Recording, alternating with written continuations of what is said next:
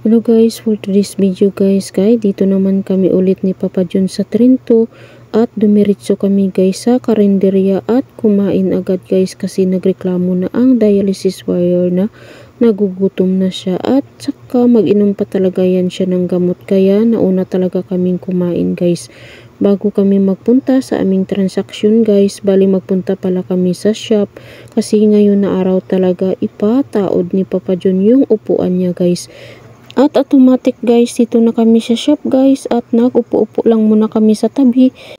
Naghihintay kami na ikabit na talaga ang upuan ni Papa John sa kanyang sidecar.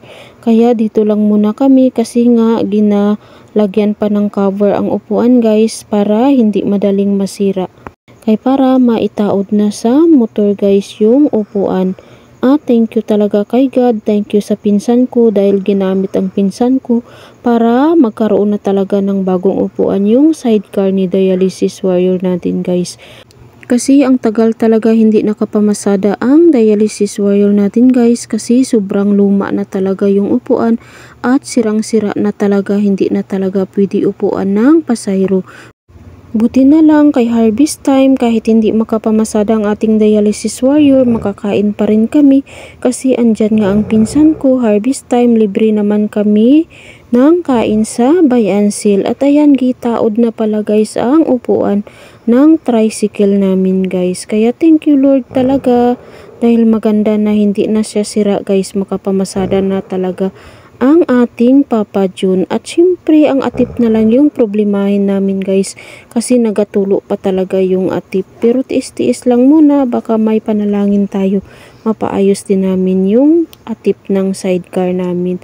At ayan, habang naghihintay guys, ayan, nagkwentuhan lang muna kami ni Princess. Sabi niya bakit daw pink, sana daw kuno blue kasi sa namarol daw yung gusto niya. Hindi kasi alam ng bata guys na pink talaga yung kulay na pinagawa namin ni Papa. Akala namin gusto niya. At fast forward guys, nakauwi na pala kami guys at may dinaanan kami guys na friend ng pinsan ko guys. Bali magkuha pala kami ng susi sa Bayansel dito guys sa bahay nila. At ayan, tingnan nyo guys, ang dami nilang alaga guys na mga pabo guys, turkey guys, mga pato. Kasi malapa din yung space nila dito guys ng kanilang area, kaya maganda talaga pag marami kang alaga. Tingnan nyo guys, so ang gaganda, ang sarap pa talaga yung litsunin ng turkey guys.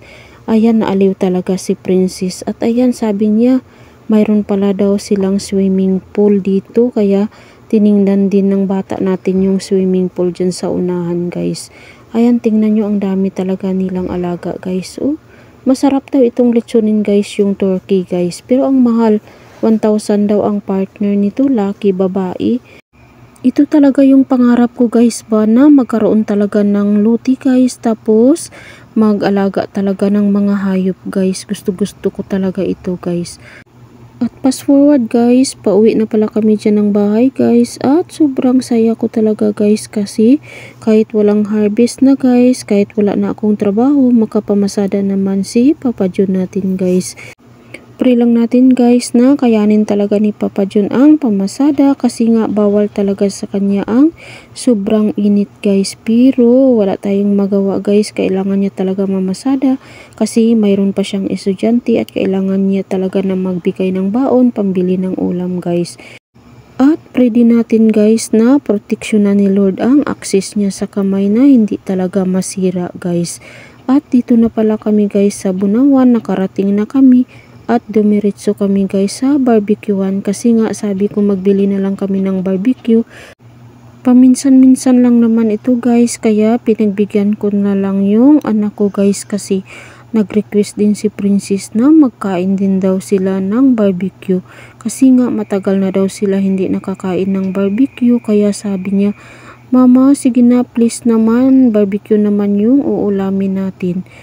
Kaya naawa din talaga ako sa anak ko guys kasi nga bilang isang ina, madali talaga tayong maawa guys pag mayroong hinihingi yung ating anak guys. Lalo na kung ang pag-usapan ay sa pagkain guys. Kasi ako noon guys, nung bata pa ako, hindi talaga ako nakakain ng ganito ng mga pagkain guys. Kasi nga sobrang hirap talaga ng mga magulang ko guys. Kaya Ngayon, kung may pera lang talaga ako guys, na sobra-sobra, pakainin ko talaga yung anak ko sa masasarap na gusto talaga nila.